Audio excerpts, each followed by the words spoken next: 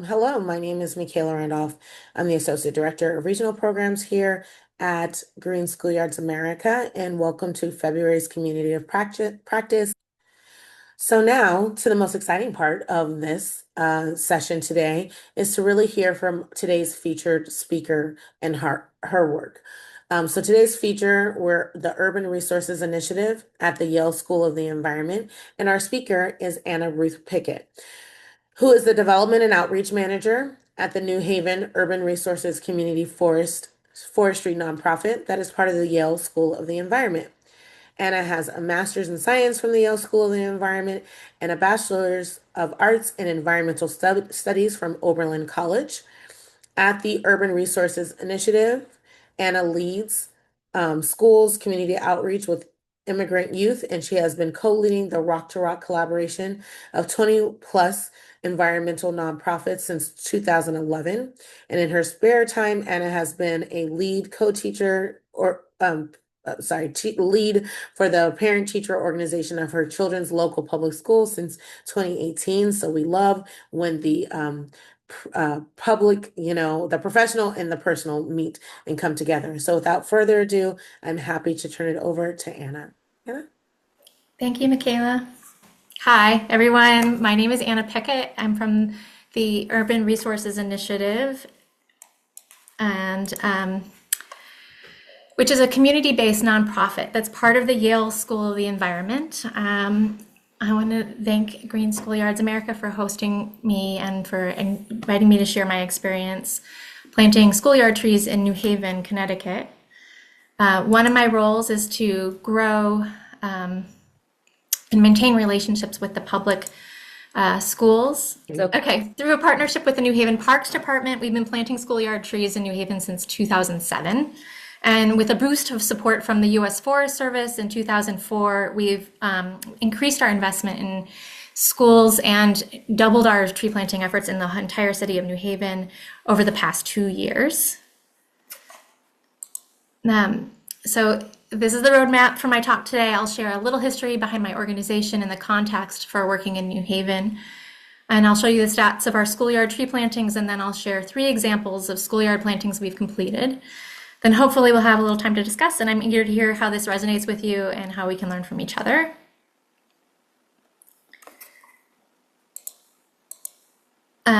The mission for URI is to empower and support communities in the restoration, stewardship, and enjoyment of the urban forest and nature in New Haven, and we are rooted in the principles of community forestry.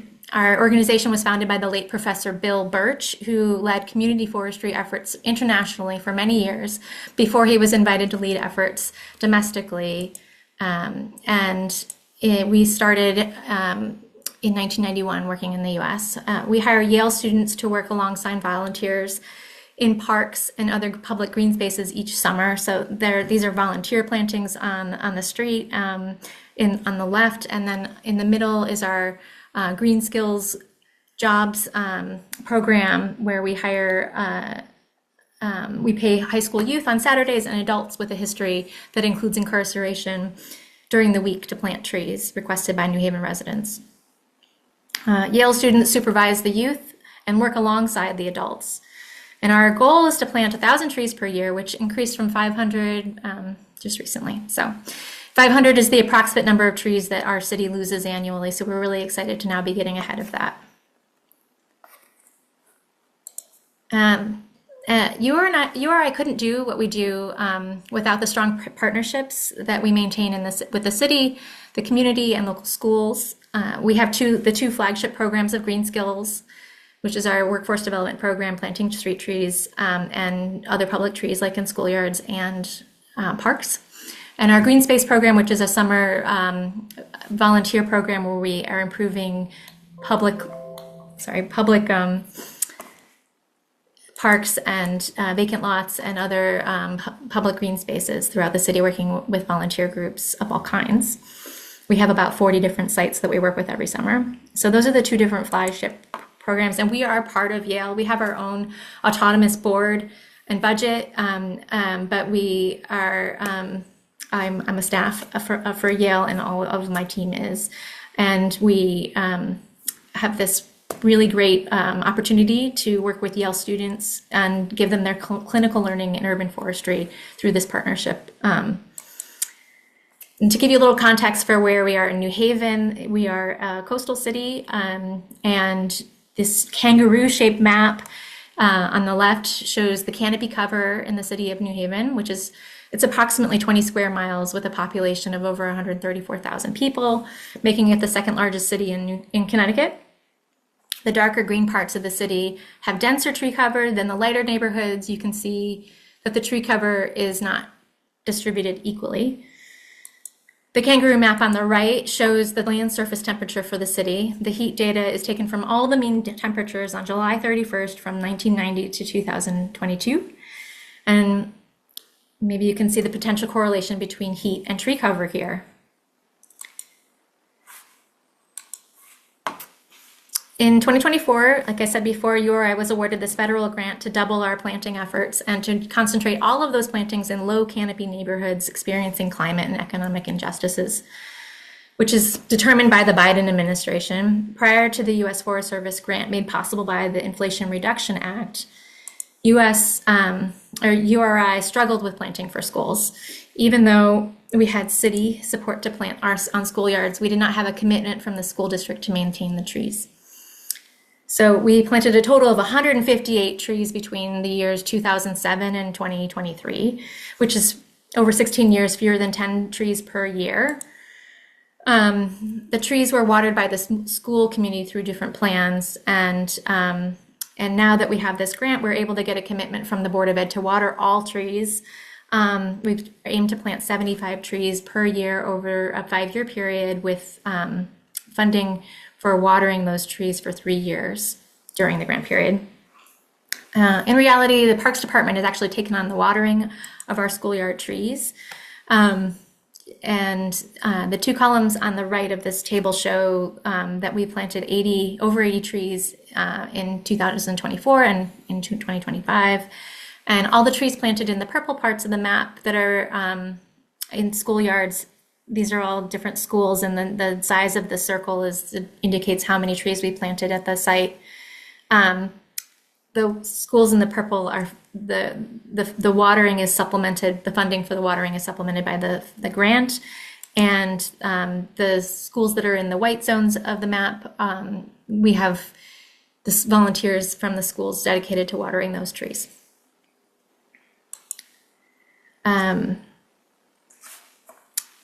And here is our budget that we have for watering the trees with the federal grant. It's not meant to cover the entire cost of watering the trees. It's only about $66 per tree and schoolyards and $50 per park tree. But we were hoping that it would be used to supplement and maybe be creative about maybe the teachers and students take on the watering the trees and they're rewarded at the end of the year with a pizza party, or the PTO takes on the watering of the trees and the money goes toward the PTO to do other events and things that they want to do with it. And this has been a real challenge for us to kind of figure out exactly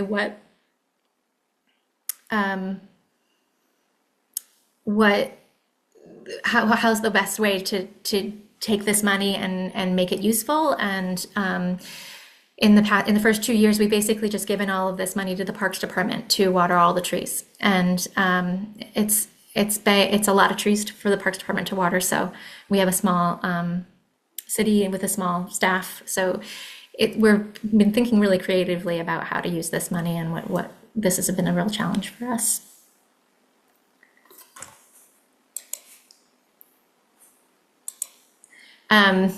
So here are some examples of attempts to recruit tree adopters at schools that we used before we got the grant. We had this campaign where we would plant a tree in honor of a graduate, kindergarten graduate or a middle school graduate or a high school graduate. We didn't really care. And we could either plant it at the student's home, or we could plant these trees for a whole graduating class on the schoolyards. The flyer on the right is actually something that the school district, the New Haven Public School District, instigated and implemented in 2021. And we had various levels of success with these two campaigns. We also do some social media, and we're trying to We used to also try to get people to adopt trees at their kids' bus stops. And now I'm going to like go into the examples of there are 3 different schools that I wanted to share with you all the case studies from these tree plantings. John S. Martinez School is in Fairhaven. It's the hottest neighborhood with the lowest tree canopy cover in the city. And our high school's tree planting crew and volunteers have planted over 30 trees at this site in April of 2024. This is one of our biggest planting sites, and our paid youth crew worked alongside community volunteers to plant these trees. When the trees was a tree was originally requested by the school's student council, the 7th and 8th graders here. They requested 1 tree, and we sat down with the students, their teacher, who was their advisor for the student council, and a representative from the district and the principal to propose the following plan, which was for 30 trees around their immediate campus, cutting concrete. You can see there's a lot of concrete on this site for about 2/3 of the trees that we plant. And then we also proposed that we plant an additional 24 trees in the fields adjacent to the school. We basically what we've done is this original plan, and we're slowly kind of adding trees to this but we haven't done the full plan here. And so we took this is the southwest corner. These are the trees that we recommend. This is a kind of a mock-up of what it would look like, and this is what we proposed. And this, you should have seen the shock on the kids' faces when we were proposing all these trees when they just requested 1, but they were so excited, and so was the principal. And it was a pretty. I think they were a little surprised by our proposal. So let's talk a little bit about the species selection for schools that, with about 15% of the youth in New Haven experiencing asthma and the problem of pollen from trees contributing to that, we thought a more thoughtful approach to tree selection was warranted than we do for our other sites. Our associate director, Chris Ozick, has led this research, and that's the whole thought process and what best practices for our schoolyards. And he proposed that we use trees with showy flowers or perfect flowers that relied on insects to propagate, those trees distributed less pollen. Meanwhile, trees that relied on wind produced large amounts of pollen. So these pretty trees, they're usually pretty easy to sell, especially to school administrators. We have options like the magnolia, the cherry, crab apples, and Ammermachia. They're a good start for low pollen, but they're not necessarily native, and they take a while to provide meaningful shade. And so we also, for shade trees, consider tulips, lindens, black gums, and maple, and those all fit that bill, but also happen to be native. So these species and a few others have become our starting point for building a fully stocked canopy plan for our schoolyards. This is a mock-up of that playground area providing shade. We didn't end up planting all of these trees, but most of them. And this area in front of the school, and this is an aerial of this top corner, is a lot of impervious surface at the entrance, and we called this area the dream zone. We could do a lot there, but and so that was a kind of a fun conversation to have with the committee that we met with. This was if we wanted to go small, we could do something like this. But if we wanted to go big, we could do something like this. So they thought about it. Originally, the principal was very hesitant to put in a bunch of trees here. He was very concerned about safety and sight lines. And he told us originally, go back and give us more smaller, less showy options for this area. And we came back with we did a bunch of design proposals for him, and in that meeting he changed his mind. He said, actually, no, he wanted something more like this. And so, but not exactly. So we cut some concrete and planted some trees with our youth team and some volunteers. And here is this is the playground area. In the front of the school, we did, instead of having those long rows of tree pits, we had 4x8 tree pits. And this is what it looks like now. So the trees are actually a little bit more mature than this now. But we thought that this was a really fun project for us to work on. And the school was really happy with the results. And our Parks Department is watering these trees. And so it's been one of our showcase success stories. And now I'm going to tell you a little bit about the King Robinson Interdistrict Magnet School, which is on the totally opposite side of town. I don't know if I can go back to the map. We just looked at John S. Martinez here, and on the right side of the map, and King Robinson is up by the ear of the kangaroo, just to the right of the ear. On the west side of town in New Hallville neighborhood. So it's a very different neighborhood. But John S. Martinez School's in a largely Latina, Spanish-speaking community, and King Robinson is more of in our African-American community part of town. Our city is pretty segregated, and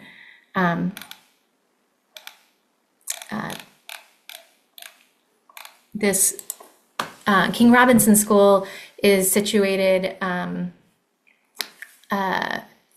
near Southern, which is a local university here in the background there. That's the university, but this is near. We planted 2 trees at the kickoff of our partnership with the Board of Ed.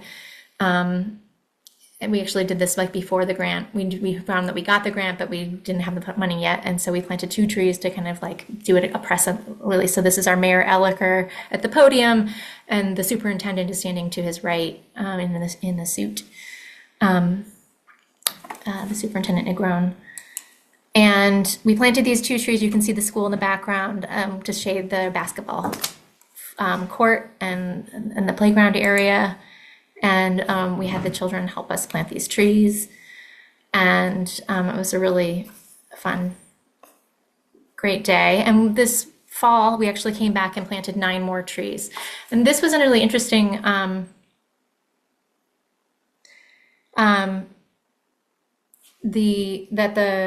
yeah, I'm sorry, I can't see the chat while I'm giving the presentation, but I'm happy to answer questions at the end. These 9 trees are in the back of the school in the parking lot, and the reason that we planted in this area was because you see these kind of square red and blue play areas. Those are for the youngest kids in the school, and they are spending a lot of time outside in these little play areas. They're kind of walled in areas, and they're really close to the parking lot, and the sun is beating down on them. And so we put these 9 trees here because this is the only working spigot at the school. The water spigots all around the school, they have many others, and they're all broken. So we were limited to this area, and we worked with the teachers to choose these species. They wanted to put in an eastern white pine because they wanted to have green and an evergreen there, so that in the winter, because they do go out in the winter to have something green during the winter. So nice choice. And so this is our high school team after we planted with our Yale students in the front, planting the trees in the back of the school here. Elm City Montessori School is actually, I think it's not in our grant program, but this is where the school wanted to plant these trees, and they're adopting and volunteering to water the trees. And we worked together with a landscape designer, and that the school actually brought in, and then another nonprofit, Save the Sound, to do additional plantings, not just trees. And so this was a kind of a fun planting that we did this in 2025. And you can see they had a lot of trees, but they wanted to put new baby trees in among trees that were going to be aging out. And they did a lot of plantings in the parking lot around the trees to make it feel really natural, and it fit right in with the kind of the Montessori theme of their school, that their students would be learning and participating in the planting. There was a lot of families who came out that day to plant with us, so that was another experience.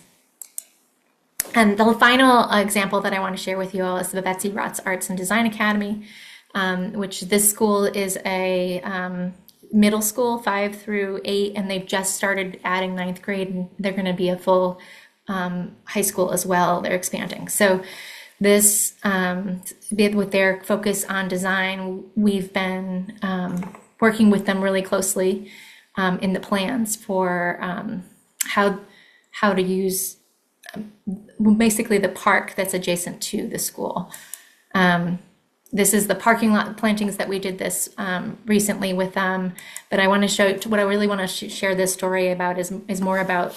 You can see that the school with the red dot and its parking lot is really close to this huge park that's been neglected for many years and is in a decline, has been in decline. And underutilized. The teachers told us that they didn't feel comfortable taking the kids in the park. They didn't feel safe there.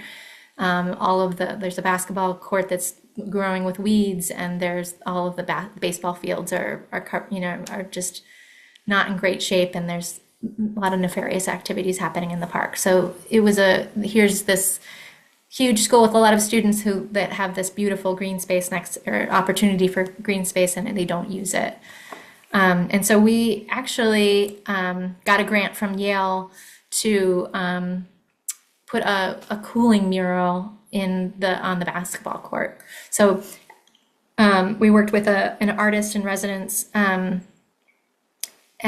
to engage actually the 8th grade class, who was going to be the first 9th grade class at the school, last spring, to come up with design, to have design workshops. She had 3 different visits with them, and they did a bunch of drawings, and they talked about color schemes, and they talked about different themes, and they wanted to have it. So the artist went back and took their suggestions and made a couple designs, and then they have since voted on the design that they're gonna install. The basketball court has already been refinished, and they're going to paint in the spring this design that they've come up with together. And this is in the park. Here we are again with our mayor on the left. We planted our first tree of this federal grant in March of 2024 at that Kimberly field, and we planted about 18 trees in this park. And you can see the woman in the black coat behind the woman with the sign is the principal. And she spoke really eloquently at this press conference that we had around this tree about the importance of the impact of the trees on her students. And it's been a really, really strong partnership, and we're really excited about this opportunity. So you can see this tree was planted. You can see the basketball court is behind the baseball diamond over towards the school from this picture. And this is the plan for the cooling mural. So this paint actually reduces with reflection, it was able to reduce the amount of heat that comes off of the basketball court. So when kids are playing on it, they will feel less hot than when they were playing on a regular basketball court. So this kind of sums up. Mostly we do tree planting, but we also have this great partnership with the Yale School of Art and the Yale School of Architecture to put in this other kinds of schoolyard improvement. And I wanted to share that special thing too. So some of the challenges that we've come across are both watering challenges for both infrastructure, like having working spigots at the schools, and the labor. Species selection was a really big challenge for us to kind of learn about what the importance of, like, what choices of those trees that we put in the schoolyards, and like just having the buy-in from each of the different administrators at the schools and the funding to do. Those are always to do the community involved planning and support that you need to do that's always a challenge for us. So now I would love to stop sharing and take your questions. Thank you so much, Anna. I feel like that was so informative. And then one of the things that I really like about your presentation and even the opportunity to feature your work is the fact that, we get to see a role in which higher education is partnering with kind of schools and school districts to kind of get more tree planting done. So that just feels really exciting. So thank you so much for sharing Yeah, I that. think it's really important that Yale and other universities are investing in their communities like in this way. We are losing our relevance and our trust in our community, and by doing this kind of not just ground down, not top down, but really engaging in community. It's a really important part of how we do our work and why we do it. So, Yeah, well, thank you again for sharing. So I'm gonna kind of filter through some of the questions that we've received so far and see where we land. So one person was asking, could you share the list of low pollen native trees, if that's um, possible? yeah, I will share the list of trees that I cited. They're not all native, and I don't know if it's going to be different for everyone across the country. But I can share our list in the um, let's have few conversations, and I'll see if I can just Yeah. cut and That's paste. awesome. Yeah, of course. And as always, we'll send out an email with like any key resources that you want to share with folks that were registered for this session. So that's great. And then someone asked, have you thought about doing some soft landings under some of the trees? So we know that, or at least what you shared with us so far is kind of cutting, through some impermeable surfaces and planting trees. But yeah, are there any opportunities for soft landings? Like something for kids to jump on? Does that person want to unmute and Yeah, elaborate? you want to elaborate? I'm not sure what you mean by that. To be Seems clear, to I'm be not the designer on our team. Go I'm ahead, not the Katie. development person, worry. so I'll try my best to. Go ahead, If Katie. perfect. Okay. So I'm actually based in Montgomery County, Maryland, and working with our local elementary school on some shade tree plantings. So this has been really a wonderful presentation. I've enjoyed every part of it. Um, one thing that I have been thinking about is whether or not we can do we could support a small percentage of the trees we're putting in, some soft land. Oh wait, you cut out, Katie. Can you say that again? I'm thinking of like an ecological soft landing where you wouldn't have routine mowing or weed whacking. And ideally, you would have some native ground covers or, lowish plants. Um, and the idea is that it's like a safe haven for insects throughout the, so um, so I'm referencing, I guess, Heather Holmes' work on this. And, that's what I'm thinking about, and thinking about it in a school setting where you have to communicate with maintenance and, of course, plan for maintenance and think about safety and logistics. And this idea of having there's already a watering planned for. And the idea of then being able to expand out and not just have mowed or grass underneath, but be able then to have something like a circumference underneath where it is supportive of more life. Hmm. So like we tend to look at this as shade, but then we can also look at it from an ecosystem support perspective. And how do we take a shade program and like add on a little bit to it and think about, ecosystem. And Awesome. that's what I'm thinking about. Thank you, Katie. Sure. When we cut our tree pits for the concrete, we don't plan for grass around the bottom. We put a donut shaped bowl to catch help direct rainwater and also the watering that we do to the trees with mulch rings. And then we do often do understore like to do plantings. I mean, I think that's actually not something. I mean, we do. So our summer green space program, we do some put perennials. We only plant perennials through that program, and we do that around the base of our trees. But with our green skills planting program, it's not part of the funding, the budgeting for it. So if a school had additional funding to do a big major, more than trees, yeah, we'd be happy to work with them on that, like we did at the Elm City Montessori School. But it's not something that we do regularly, routinely. Exactly. But Yeah. I love that idea. Yeah, that sounds really exciting. And thank you, Katie, for elaborating on that. And, Anna, just we're speaking to like what you currently do, but like being open to like what else could be out there. I just want to note, Ashley Cruz placed a link in the chat around soft landings and pollinator native plants. So for folks Thank to you. explore a little bit further.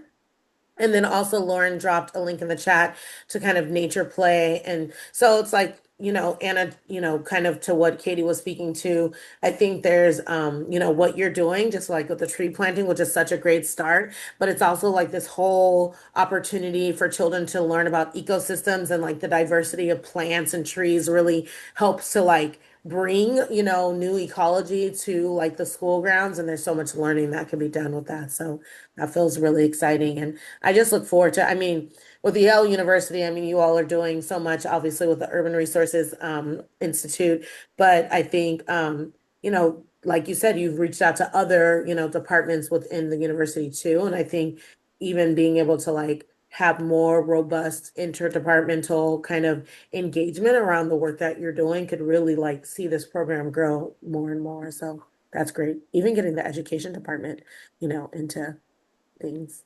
Um, Someone did ask, why aren't native species given priorities in the selection process for planting trees? Do you have any insights to add there? Well, we do prioritize our native trees, and we don't plant any non-native trees in our parks. So um, the exception we make for these green spaces in our schoolyards is really about the asthma and being thoughtful about what the needs are for the community, because we'll get some pushback from schools that they don't want tree because of that impact, and so we're trying to accommodate for that. We do plant other non-native species in our streetscape that won't potentially spread non-natives into our urban forest. So it's just we are strict about planting native trees only in parks. But even in the Kimberly field that's adjacent to the school, that's technically a park, not a schoolyard. So we'll follow that rule there.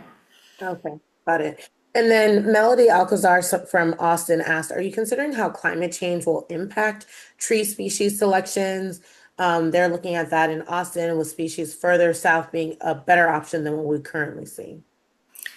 Yeah, we are thinking about that a lot. We've changed our inventory of trees based on what we're seeing. And we're part of an oak study that's looking at the oaks that are propagated in more southern regions. So we've collected a bunch of acorns, and we sent them to be for the seeds to pollinate and to grow in a nursery, and now they've been redistributed from all different parts of the region, southern and north of here. And we've planted hundreds of oaks in plots in in two different parks in our town, and we're monitoring the growth of them and looking at their success based on and they're in these protected plots in the woods. And so it's part of a major research project that we're collaborating with the U.S. Forest Service and with it's led by Max Piana, who's now based at Harvard. So yeah, we're thinking about it a lot with our species selection, and it has been impacting our choices. But That's awesome. Yeah. Okay, cool. Thank you. And then Jeanette Cordova was asking, how old are the trees you plant to maintain diversity? Do you have a strategy for deciding which trees to plant and where? Yeah, all of the trees that we plant are about 2.5 inch caliper trees, which means they're about 7 years old at the nursery. So they're like 300 pounds, ball and burlap trees, and take, a whole team to move and lift and plant. And so but we find that have the best survival rates. We're really proud of our survival rates of being in the mid 90s, and which is really partly because of the health of the trees that we plant and how old they are, but also because we really have to make sure that we have a committed waterer to every tree that we plant. And so we won't plant a tree unless there's a committed watering plan for that tree. And we're really grateful that all the people that have adopted our trees do such a great job helping them Thank you. survive. Yeah, that's really fascinating. When you were talking about the one example where there was only one working water spigot.